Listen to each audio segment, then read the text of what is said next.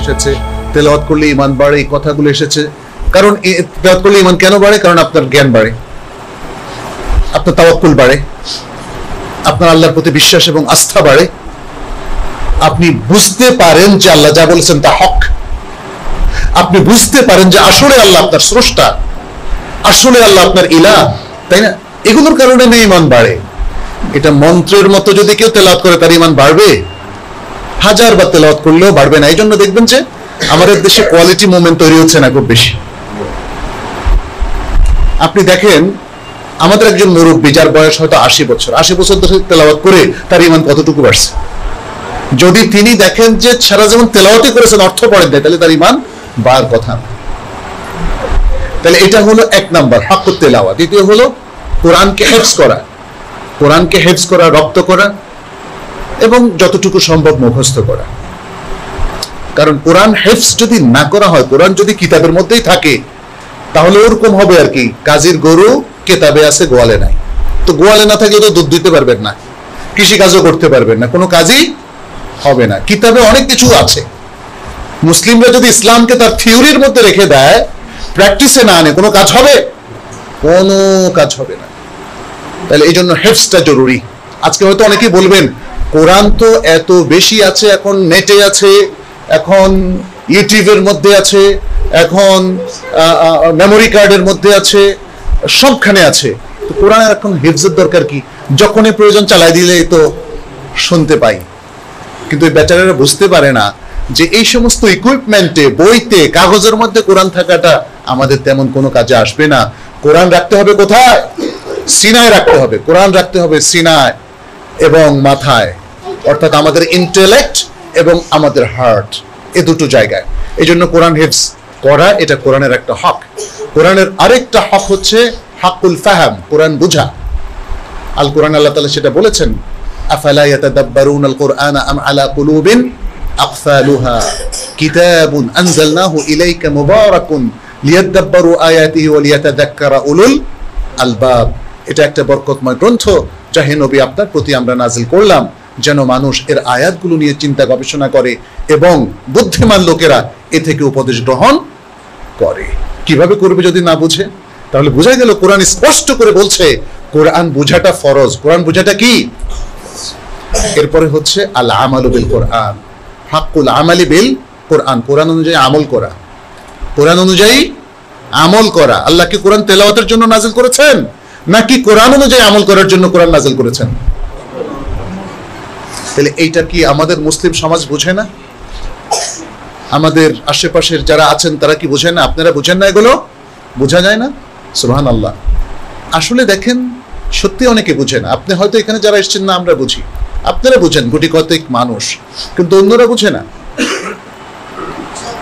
যারা হয়তো আপনাদেরকে চালাচ্ছেন, যারা হয়তো এই সমাজকে চালাচ্ছেন, বিভিন্ন মুসলিম দেশে যারা বিভিন্ন অনেক গুরুত্বপূর্ণ দায়িত্ব পালন করছেন, কিন্তু যখন কোরআন অনুযায়ী আমলের কথা আসে আমরা দেখি যে তারা পিছিয়ে আছেন, তারা সেখান থেকে দায়িত্ব পালন করছেন না। কারণ তারা পাশ্চাত্য শিক্ষায় শিক্ষিত, কারণ তারা পার্থিব শিক্ষায় শিক্ষিত, কারণ তারা ইসলামের যে সঠিক ইলম সেটা তারা অর্জন করেননি, কারণ তারা কোরআন তেলাওয়াত করেন না এবং হাদিসও পড়েন না। ফলে এই প্রায়োরিটি লিস্টগুলো তাদের জানা থাকে না। সর্বশেষ কোরআনের আরেকটা হক আছে। কি হতে পারে সে হকটা? কে বলবেন? আপনারা তো শুনেছেন নিশ্চয় অনেক আলোচনা, এর মধ্যে এগুলো আমরাও বলেছি, অন্যরাও আলোচনা করেছেন। সেটা হচ্ছে হাক্কু ইকামাতিল কোরআন, কোরআনকে প্রতিষ্ঠা করা। আপনি কোরআন অনুযায়ী আমল একা করলে হবে? আপনার পরিবারকে করাতে হবে না? সন্তানকে করাতে হবে না? সমাজকে করাতে হবে না? অতএব এটা হচ্ছে আরেকটা বিষয়। তো এই বিষয়গুলো এইভাবে গুছিয়ে তো কেউ ভাবে না। কোরআনের হক কি আদায় করছেন আপনি আমি? ঠিকমতো তেলাওয়াত করা, হিফজ করা, তারপরে বোঝা, তারপরে আমল করা এবং তারপরে কোরআনকে প্রতিষ্ঠা করা। এই লিস্টগুলো একে একে প্রত্যেকটার ক্ষেত্রে, সুন্নাহর ক্ষেত্রে আমাদের আনতে হবে। সুন্নাহর ক্ষেত্রে সুন্নাহ হিফজ করা দরকার নাই, কিন্তু সুন্নাহ জানা থাকতে হবে। কি থাকতে হবে? জানা থাকতে হবে এবং সুন্নাহ অনুযায়ী আমল করতে হবে। এবং সুন্নাহর ক্ষেত্রে সে একই কথা, যেহেতু কোরআন সুন্নাহ দুটো ওয়াহি এবং এই দুটোর আলোকেই একজন মুসলিম তার নিজের ব্যক্তি, তার পরিবার, তার সমাজ, তার রাষ্ট্র সবকিছু তৈরি করবে। ফলে এই যে লিস্টটা, এই যে কনসেপ্ট, এই যে এলেমটা, এই যে জ্ঞানটা, এই জ্ঞানটা আমাদের প্র্যাকটিসে আনতে হবে। অনেক সময় গ্রসলি হয়তো আমাদের জানা আছে মুসলিমরা চায় ইসলাম প্রতিষ্ঠিত হোক, ভালো কথা, কিন্তু এই সামান্য জানা দিয়ে কাজ হবে না। আপনার প্রত্যেকটা জায়গায় বললাম না, আপনাকে লক্ষ্য স্থির করতে হবে। মাদ্রাসার উদ্দেশ্যটা কি? একটা মাদ্রাসা, যেমন এখানে আসুন্নাহ তালিমুল কোরআন মাদ্রাসা, এটা আপনারা চালু করলেন, আলহামদুলিল্লাহ, আপনাদেরকে ধন্যবাদ জানাই। যে দিনই যে কোনো প্রতিষ্ঠান এলাকাকে আলোকিত করবে, পার্থিব জিনিস আলোকিত করবে না। এখানে যদি একটা চিলড্রেন পার্ক হয়, এতে হয়তো বাচ্চাদের ব্যায়ামের জন্য সুবিধা হবে যদি সেটা শরিয়ার আলোকে চলে। কিন্তু চিলড্রেন পার্ক বা এগুলোতে আমরা দেখছি ফ্রি মিক্সিং, আমরা দেখছি যে এখানে আড্ডাবাজি হয়। অনেক সময় বয়স্ক ছেলেমেয়েরা এসা তাদের প্রণয়মূলক আড্ডা দেয়, যেটা বাংলাদেশের বিভিন্ন শিক্ষা প্রতিষ্ঠানে দেখা যায়। সেটা মনে হয় না শিক্ষা নগরী, মনে হয় যেন প্রেম নগরী। ইন্না লিল্লাহি ওয়া ইন্না ইলাইহি রাজিউন। খুব লজ্জা লাগে অনেকগুলো ইউনিভার্সিটির সামনে দিয়ে এখন যেতে, কারণ এই যে বেহায়াপনা, অশ্লীলতা, শিক্ষার মূল উদ্দেশ্য থাকা উচিত ছিল বেহায়াপনাকে জিরো করে দিবে, অশ্লীলতাকে জিরো করে দিবে, নারী পুরুষের অবাধ সংসর্গকে, যেহেতু এটা মুসলিম সমাজ, মুসলিম দেশ, সেটাকে জিরো করে দিবে। কিন্তু সেটা কি হচ্ছে নাকি উল্টো দিকে যাচ্ছে? আপনি যদি ভ্যালেন্টাইন্স ডেতে ঢাকাতে যান বিভিন্ন শিক্ষা প্রতিষ্ঠানে, সেখানে তো অদ্ভুত সব কাণ্ড দেখবেন। তখন আর টিভিতে যেতে হবে না, তখন অরিজিনাল নাটকগুলো সামনেই মঞ্চস্থ হতে দেখবেন। এতে কি প্রমাণিত হয়? প্রমাণিত হয় শিক্ষা তার গতি হারিয়ে ফেলেছে, তার লক্ষ্য হারিয়ে ফেলেছে। যদি আজকে শিক্ষিতরা এভাবে মিসগাইডেড হয় এবং অশ্লীল কথা কাজে লিপ্ত হয়, তাহলে দেশ কোনোদিন সুন্দর হবে না। আমি বিদেশের একটা ইউনিভার্সিটিতে গেলাম, একজন মা বাবা, আমি বিদেশে যখন একখানে সফরে ছিলাম, আমাকে নিয়ে গেল সেখানে, বলে যে আমার ছেলে ম্যাকমাস্টার ইউনিভার্সিটি, এটা কানাডার একটা ইউনিভার্সিটি, ওখানে পড়ে, চলেন আপনাকে একটু নিয়ে যাই, দেখে আসবেন। তাই আমি ভাবলাম যে ঠিক আছে, আমি তো দেশে চলে যাচ্ছি, একটু দেখে যাই। ওখানে যাওয়ার পরে বেশ কিছু মুসলিম ছেলেদের সাথে, স্টুডেন্টদের সাথে দেখা হলো। তখন সম্ভবত জানুয়ারির 3-4 তারিখ হবে।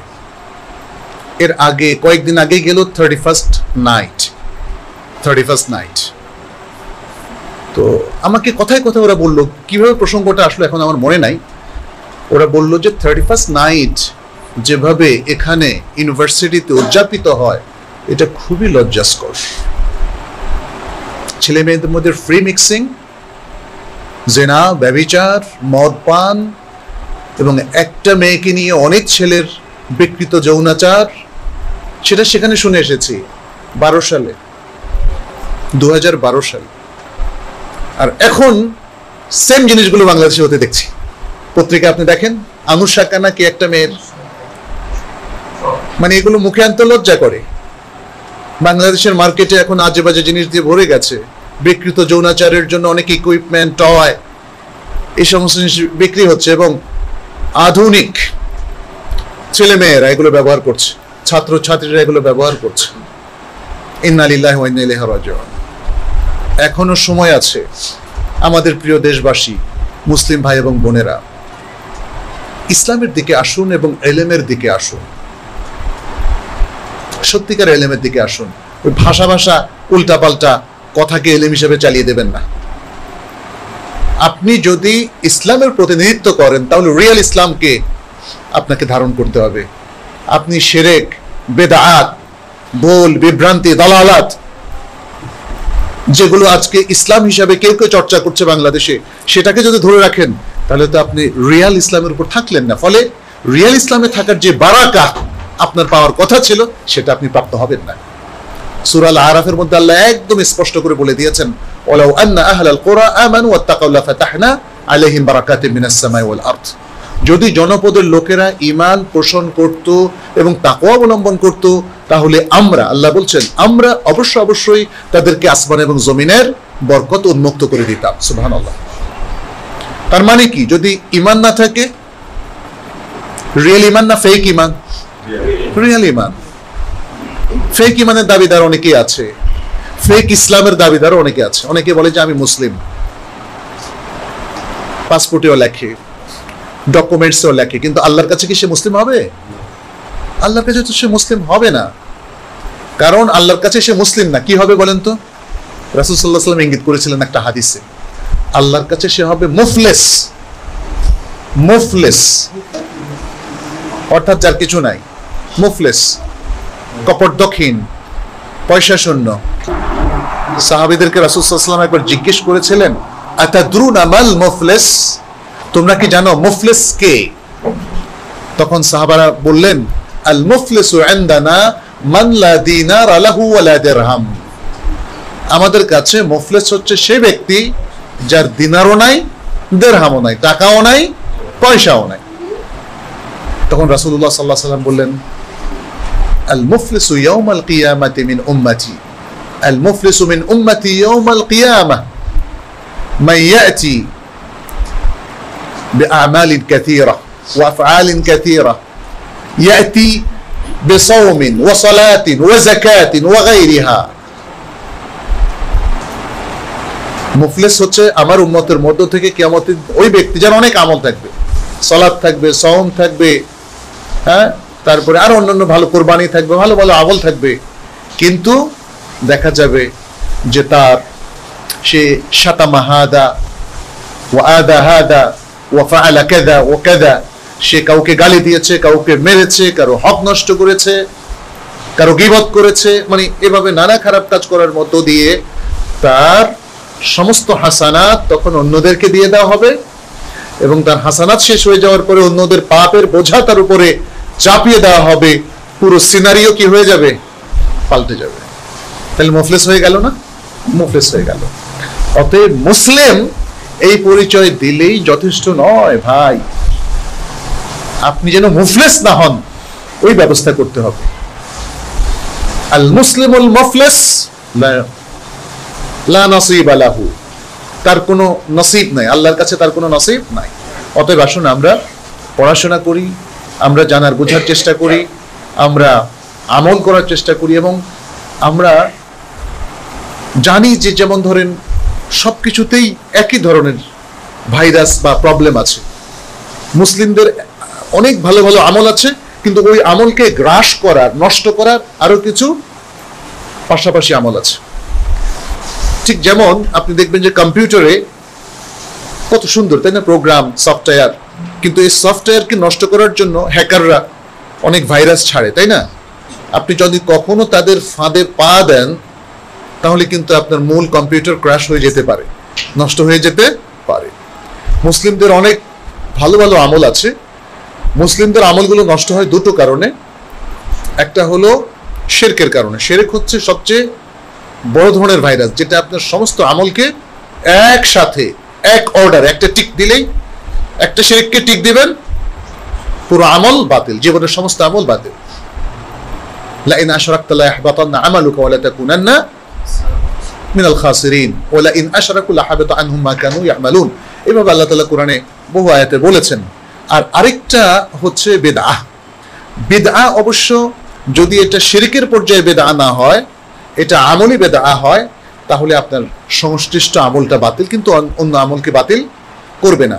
কিন্তু বিদআটা যদি শিরকি বিদআহ হয় তাহলে সেটা ওই একটা শিরককে টিক দেওয়ার মতোই হয়ে গেল।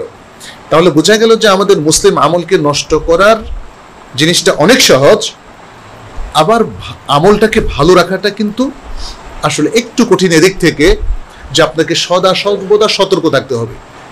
আপনি যখনই কোনো শিরক করে ফেলবেন আপনার আমল তখন থেকে আরম্ভ করে পূর্বের সব আমল বাতিল, আবার আপনাকে নতুন করে তওবা করতে হবে। সুতরাং ফর্মুলাটা কি? আমাদেরকে সার্বক্ষণিকভাবে যাবতীয় শিরক থেকে নিজেদেরকে মুক্ত রাখতে হবে, আর আমাদেরকে সুন্নাহ ভিত্তিক আমল করতে হবে, যাতে কখনোই আমাদের আমলটা বেদাতি আমল না হয়। কারণ বেদাতি আমল এটা গায়রে মাকবুল, এটা রিজেক্টেড, এটা প্রত্যাখ্যাত। রাসূল সাল্লাল্লাহু আলাইহি ওয়াসাল্লাম বারবার উম্মাহকে সে কথা বলে দিয়েছেন, মান আহদাসা ফি আমরিনা হাযা মা লাইসা মিনহু ফাহুয়া রাদ্দুন মুত্তাফাকুন আলাইহি। মান আমিলা আমালান লাইসা আলাইহি আমরুনা ফাহুয়া রাদ্দুন, রাওয়াহু মুসলিম। এবং এছাড়াও আরেকটা বড় হাদিসের মধ্যে রাসূল সাল্লাল্লাহু আলাইহি ওয়াসাল্লাম বলেছেন, ইয়াকুম ওয়া মুহদাথাতিল উমুর ফাইন্না কুল্লা মুহদাথাতিন বিদআহ ওয়া কুল্লা বিদআতিন দালালাহ ওয়া কুল্লা দালালাতিন ফিন্নার। এই সব কিছুর জন্য আমাদের ইলম লাগবে। আজকাল মানুষ বলে আমি এত আমল করলাম, এটা আপনি বলে দিলেই বিদআত হয়ে যাবে। বলেন তো, আমি বলে দিলেই বিদআত হবে? আমি কি বলছি সেটা? আর আমরা বলে দিলেই বিদআত হয়ে যায়, এই কনসেপ্টে কাজ করি? আল্লাহু আকবার। বিদআত হবে কি হবে না আপনি যাচাই করতে পারেন। আজকে আপনি বাসায় বসে, এইখানে বসে আপনার ডায়াবেটিস আছে কিনা পরীক্ষা করতে পারেন না? আপনার হার্টবিট পরীক্ষা করতে পারেন না? অক্সিমিটার দিয়ে আপনার অক্সিজেন লেভেলটা পরীক্ষা করতে পারেন না? কে শিখিয়েছে ইলম? কে দিয়েছেন? আল্লাহ সুবহানাহু ওয়া তাআলা। তাহলে সে আল্লাহ সুবহানাহু ওয়া তাআলা আমাদেরকে ওই ইলমও দিয়েছেন যে ইলম দিয়ে আমার ঈমানের লেভেলটা আমি পরীক্ষা করতে পারি, আমার আমলটা কি বাতিল নাকি ঠিক আছে সেটা পরীক্ষা করতে পারি, আমি কোন শিরকি আকীদা অথবা কর্মকাণ্ডে লিপ্ত কিনা সেটাও আমরা পরীক্ষা করতে পারি। কিন্তু তার জন্য ইলমটা লাগবে। সম্ভবত এটা কোনোদিন হয়নি এবং কোনোদিন হবে না যে একটা ইমানি অক্সিমিটার আবিষ্কৃত হবে আর তখন আঙ্গুল রেখে কয়েক সেকেন্ডের মধ্যে আপনি বুঝতে পারবেন আপনি ঈমান নাকি বেঈমান, তাই না? আসলে এটা পরীক্ষা করার একটাই উপায়, সেটা হলো ইলম। বাস। এই জন্য বারবার আমরা বলি আলহামদুলিল্লাহ, যখন আমরা মদিনায় পা দিলাম, মদিনা ইউনিভার্সিটিতে তালাবুল ইলমের উদ্দেশ্যে, তখনই আমরা বুঝে ফেলেছি দেশে যা শিখেছি সেটা ছিল খুবই অপর্যাপ্ত। শেখার